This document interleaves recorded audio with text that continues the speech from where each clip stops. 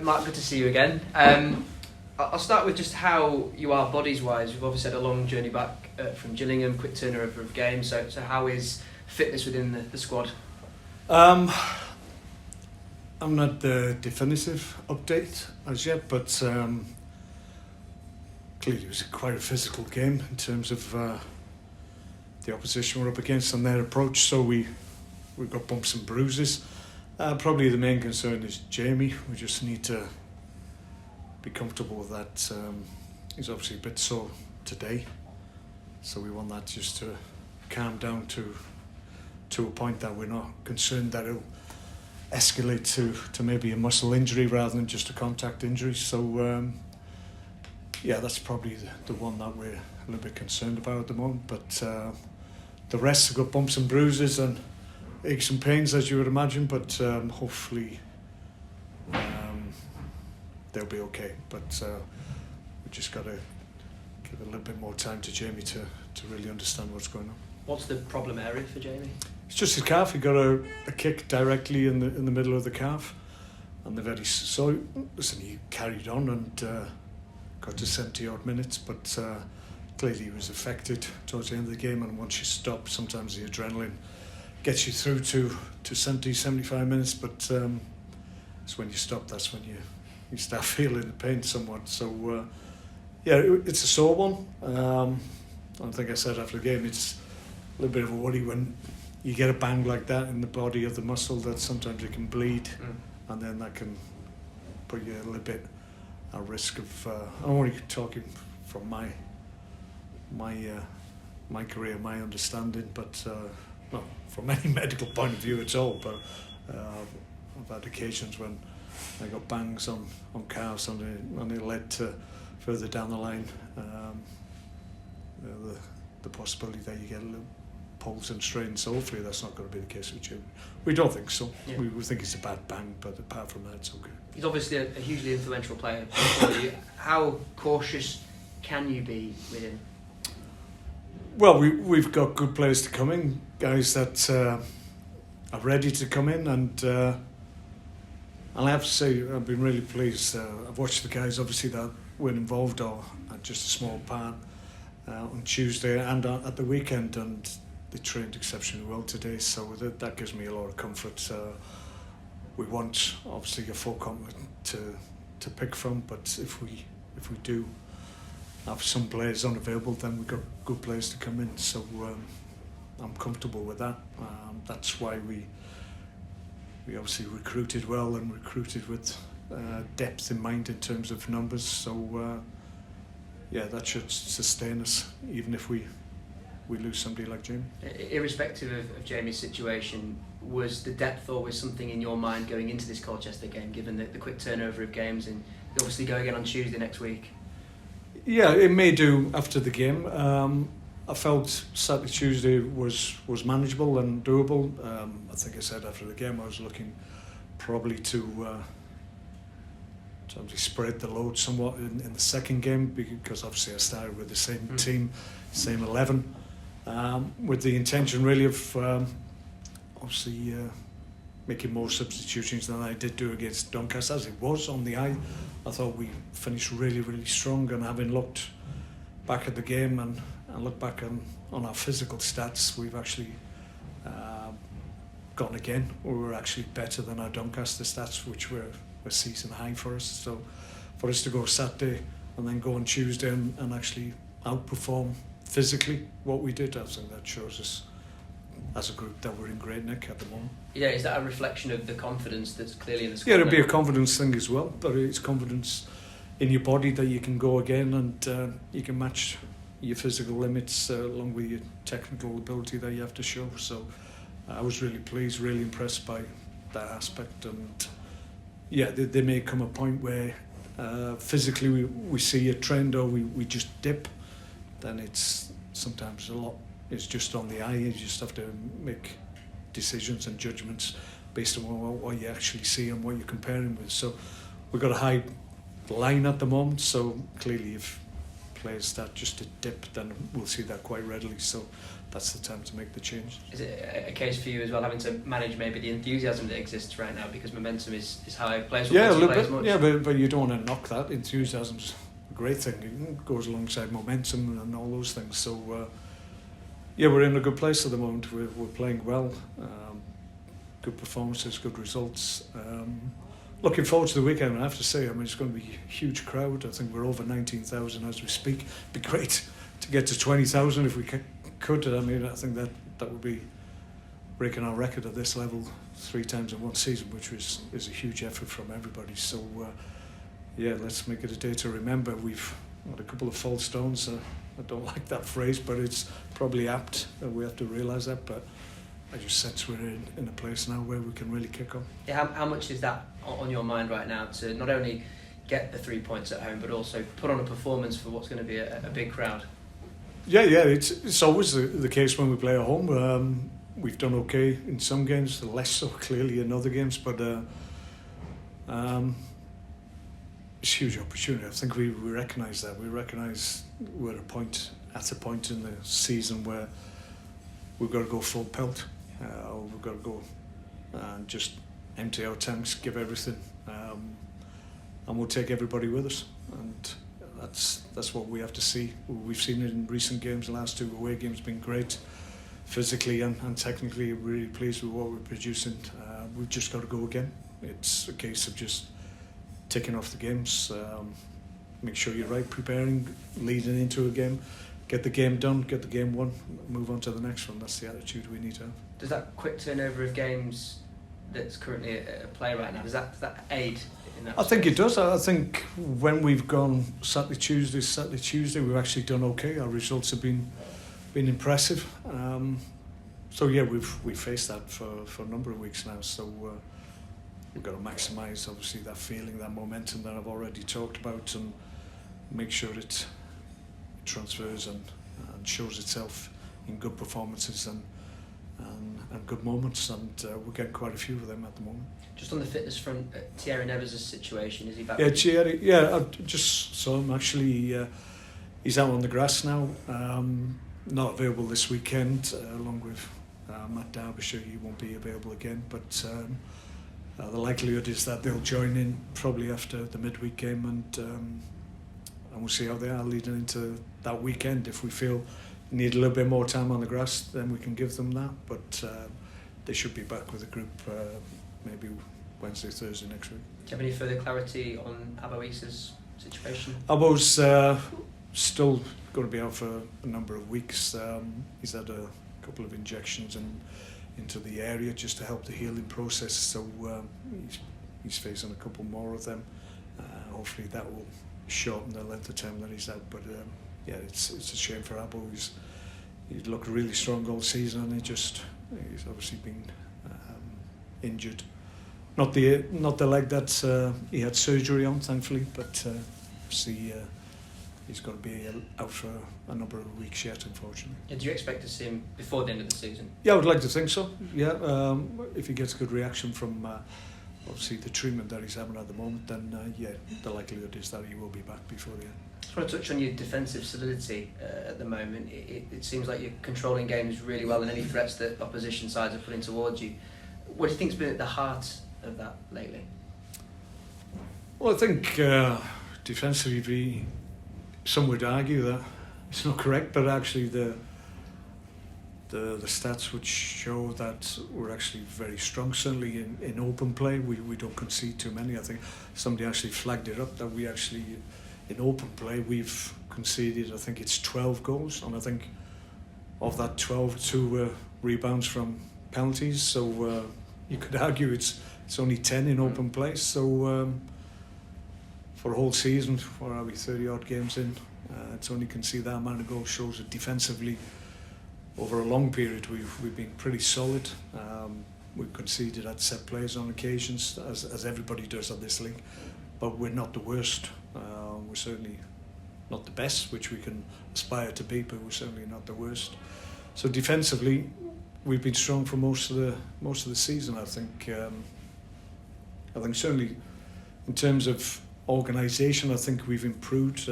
Sam Stubbs come in and made a big impact on that. Notwithstanding his ability as a player, but great vocality and really strong in his leadership and organisation. So that's helping Platy at the moment. It helped Ron when he came on when we went 2-3. So it's been helping our fullbacks as well, knowing when to go and when to obviously play a bit more conservatively. So I think that's improved clearly in recent weeks, and that's enabled us to have that base to and to have that confidence to maybe throw more people forward and get into better areas of the pitch and create more chances, because we have confidence that we've got a defensive base that will deal with most things. At the other end of the pitch, and obviously we spoke about Andy's form after the game on Tuesday, but just to further that point, I think the Gillingham manager Neil Harris said that he's the best striker in the league that he's seen all season. I mean, do you echo that sentiment? Well, his stats would echo that. He's playing exceptionally well at the moment, full of confidence, and he's probably surprising himself with some of the quality of the goals, but he's always been capable of those moments where, well, I mean, the goal in midweek was exceptional, and it doesn't matter what level you play at, it was a great finish. So he's playing very well. We're really happy. He's playing with confidence. When he's playing with confidence and he feels well within himself, then he's a great guy around the place as well. So he's a very popular character, as you would imagine, and to see him doing well, that just gives everybody a lift. As a fellow forward, what's it like when you're in that purple patch, when you feel like you can score at any given game an opportunity? Well, I think he's not particularly thinking about his finishes. I think sometimes if you overanalyse things or you try to be too careful as a striker, then the chance is missed. You take too much time and people get cross and stop the opportunity. But when you're an instinctive striker like Andy is, then you just get shots off and you make chances and you get strikes on goal and you test keepers. And that's what Andy's done all season. So he had a little patch where he wasn't doing that, and he needed just to take a step back and come back refreshed, which he has, and he's absolutely flying at the moment. So we're delighted with what he's doing. I think at the moment, obviously, in recent times, he's obviously had Darbs with him up top, and now he's got obviously more help up top as well. Dara's doing exceptionally well. His efforts and his physical stats are through the roof. So that mobility and that real drive at the top end of the pitch is something that probably we lacked in that Barrow game, something that we talked about after it, and we've addressed that clearly in the last two games. So we've got a lot more movement, a lot more energy at the top end of the pitch, and we're creating more chances and looking better for it. So Andy's going to benefit from that, obviously. What was the telling sign for you to bring him back into the starting 11? I just watching him in training, I just felt he was ready to come back. He'd bide his time. He'd come on. He didn't miss any games, so to speak. I think he played in every game that he was out. And I just, on the eye, he just looked in a better place. As watching him in training, I just felt he was ready to come back in and make an impact, and that's what he's done. Credit to him. He was ready to go. He's obviously out of the deal in the summer. Is that a situation that you're having to think about monitoring at the moment? Well, yeah, I think it's just those conversations go on all the time. It's not just about Andy. We have lots of conversations. The nuts and bolts of contract talks at this level, I've found usually take place more often than not towards the end of the season. So I think that will be the case this time. But those conversations will take place about Andy's situation and a lot of other players in the club, and I think that's how the club operates, and that's what we do. So no reason to change it.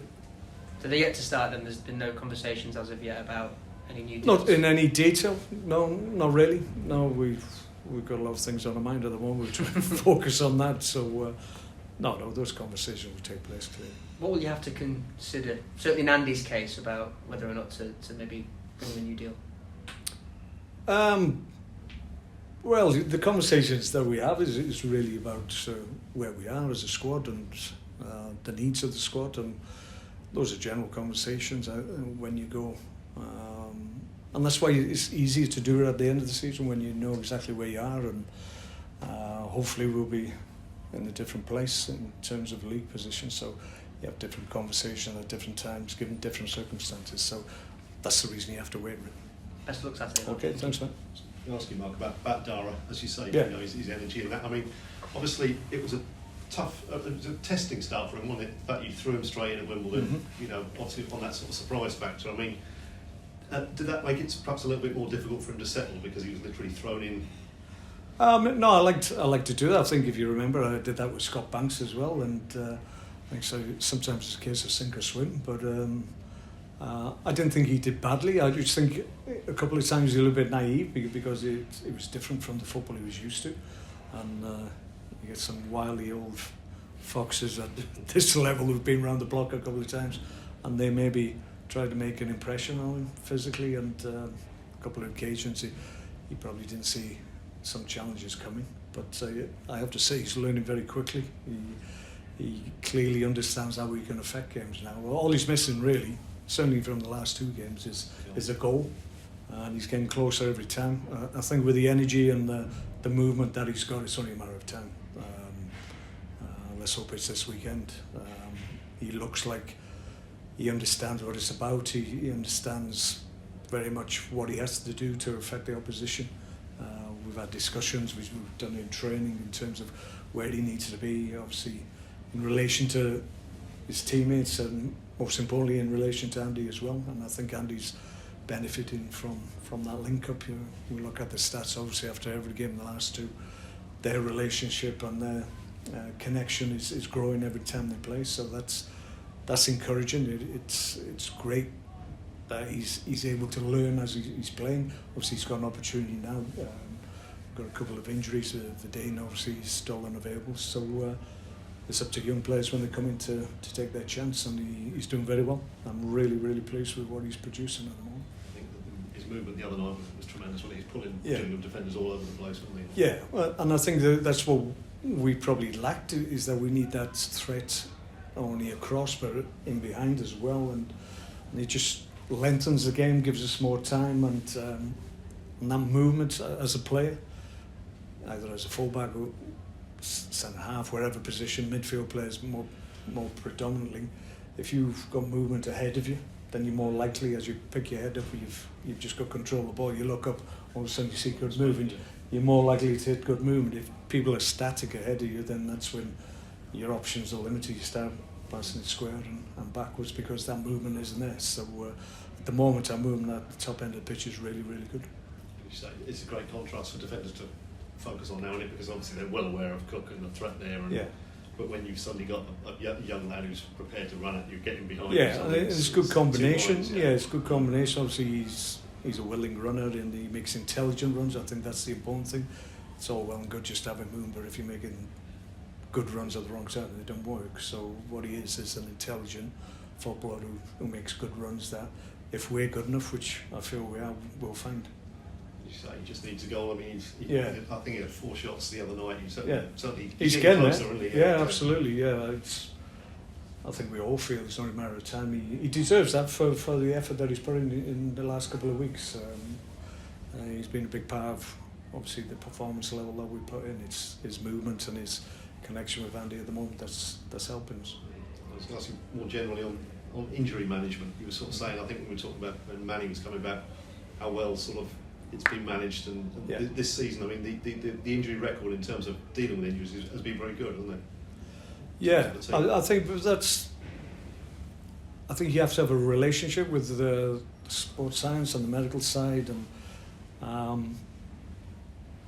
from my part, I'd like to think I've got a decent enough knowledge of injuries and injury management. Obviously, I've experienced those myself, and I've been in and around clubs for a long time and how injuries are managed, and I think that understanding of what they need from me and vice versa I think is really important. So I'm not one of those, if the medical staff say you've got to be really careful, they're only ever recommendations. I can either take them or leave them, but for the most part, if they make a convincing case, then I'll take their recommendations, and we'll go easy, and we'll manage training sessions, and we'll manage individuals, because in the long term it's to your own end, and it just gives me more players to pick from. If you lose players for too long, then it's detrimental. Clearly, it does make sense to. You've got to have that relationship with the guys that have an understanding of what players' physicality needs or physiology needs, and I think that the intelligence that we've got within the group, I think, is helping. We just understand where when people say there's a risk of a player maybe breaking down, I'll take that on board. At times I have to override that if needs must, but thankfully, because we've been good in that respect and kept the vast majority of the squad fit and healthy, then I am not really compromise decisions that I've had to make, because I've always got good players available.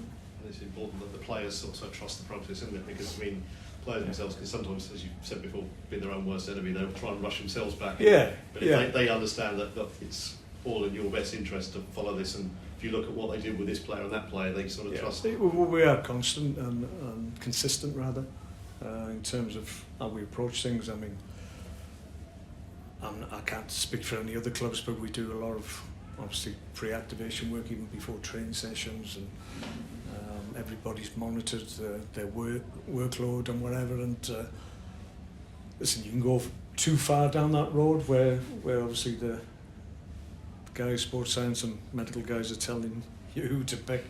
It's got to that point yet, so it never will, by the way. But I think having an understanding and my knowledge of it as well helps that we can have the correct conversations and make the right decisions for the players.